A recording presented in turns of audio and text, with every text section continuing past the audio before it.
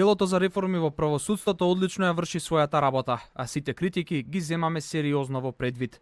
Вака вице-премиерот за евроинтеграција Бујар Османи ги коментираше оставките на дел од експертите кои членуваат во телото за реформи во правосудството.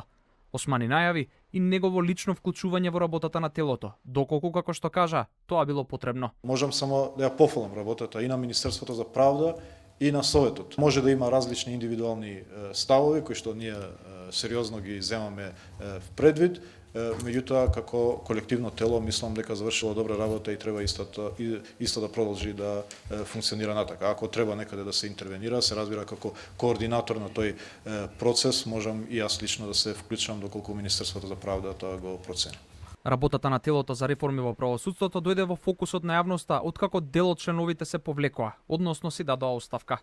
Универзитетскиот професор Гордан Калајџиев по оставката истакна дека центри на моќ работат на реформите без транспарентност.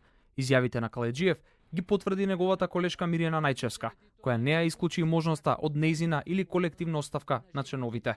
Професорот Љубомир Фрчковски пак ги лоцираше центрите на моќ во Министерството за правда. Во правда се формирала некоја неформална група бирократска позади која сака да биде главна во овие реформи, а нема капацитет и нема способност за тоа. Во јавноста денеска излегоа информации за евентуално повлекување на министерот за правда Билен Салии и неговиот заменик од Советот за реформи, со цел деблокада на процесот. Но заменик министерот Оливер Ристовски во телефонски разговор за телевизија 24 вели дека сите детали ќе бидат познати по завршувањето на утрешниот состанок на Советот.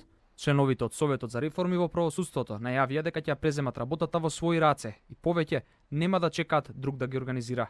Очекуваат утрешната седница да го дефинираат функционирањето во иднина, но и преземањето на целокупниот реформски процес. Советот за спроведување реформи во правосудството е дел од планот 369 на владата за реформи.